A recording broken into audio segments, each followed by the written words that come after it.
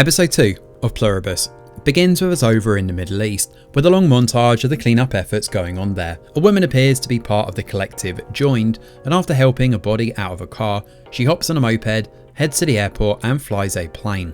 When she touches down in Albuquerque, she strips down and heads into the shower, where other collective bow and tend to her needs. At this point we find out we're 11 hours and 26 minutes past the world becoming a collective whole. Carol awakens from a drunken stupor and slowly comes to terms with this new reality. She mourns Helen, of course, wrapping her in an old blanket and eventually digging the ground up to bury her. It's hard, laborious work, thanks to hard rock littering the ground. Now Carol is being watched from an Air Force drone 40,000 feet up though, and on the verge of heat exhaustion, given she's been digging for 2 hours straight, she's greeted by a neighbour with a bottle of water. Tellingly, Carol empties a bottle on the lawn to prove a point, but realises that the woman they've sent over to see her, whom we later learn is called Zoja, happens to be the spitting image of her character from her book, Raban, the gender swap version anyway. Apparently having a female protagonist was the original idea for her book, but thanks to Helen being part of this collective before passing away, all of her unique memories are now part of the joined.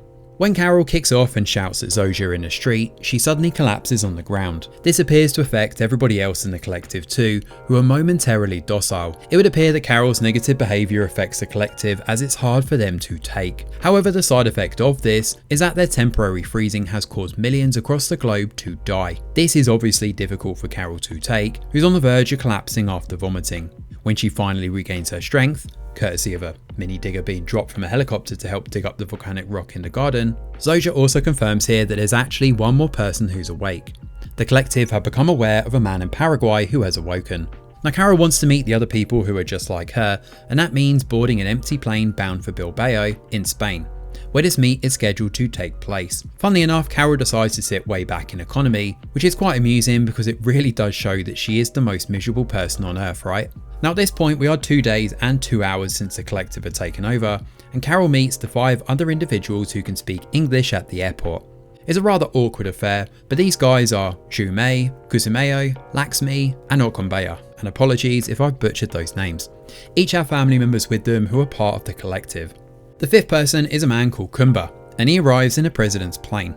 He's certainly making the most of this luxury suite, and he even has a bunch of women here too. Now Carol is the only one who isn't exactly enthused by what's happening outside, and organises a meeting for just those not part of the collective. She wants to try and put the world right and save it. However, it turns out Laxmi's grandfather died during Carol's little anger outburst earlier in the episode. So understandably, she's not exactly in a particularly forgiving mood.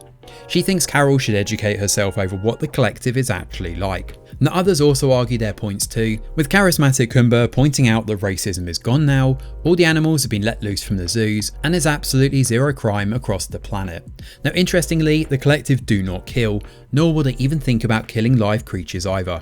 The collective are very much vegetarian, and eventually Carol's heard enough and screams at the collective after a failed attempt to get through to Laxmi.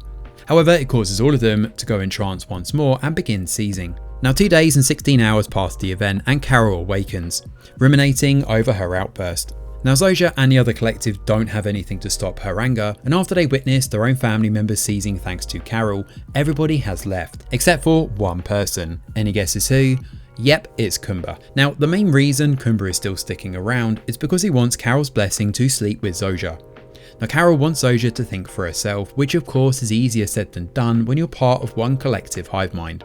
However, there's a flicker, a brief moment, where Zoja seems to want to choose for herself. Now Carol eventually leaves and goes her separate way from the others, reboarding the original plane and flying economy once more.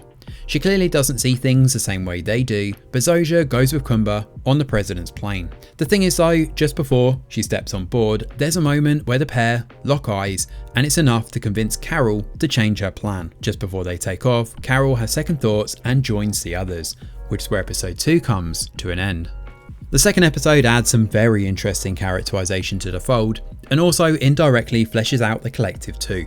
It seems like there are little inklings that the join do have some individuality to them, and Zoja seemed very conflicted at the end with her choice, especially the way she paused to think, and that could be important going forward.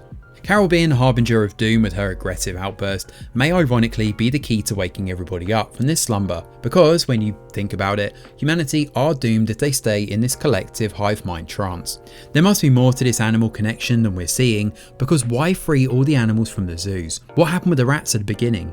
The fact that hundreds of millions of people have died thanks to this collective is very shocking, and it's interesting that only Carol physically recoiled when she heard this. The other survivors appear to be burying themselves in their vices, and whether that be family, women, or anything in between, that's blinded them from the dangers this collective could cause. So you can kind of understand why Carol feels like she's going insane, given the fact that nobody else sees a problem with what's happening. Yes, there's no crime or violence, but that could also be a bad thing, because it could make the planet completely rife for an invasion of some kind, especially if the usually violent primitive humans are welcoming invaders with open arms, and this could even be the start of a much larger problem to come.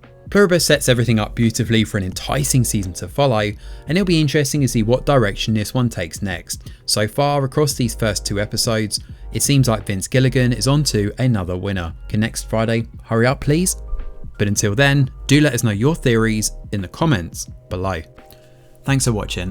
Smash a like or subscribe to the channel, your support is very much appreciated. I'm Greg Wheeler, and from all of us over here at The Review Geek, we'll see you on the next video.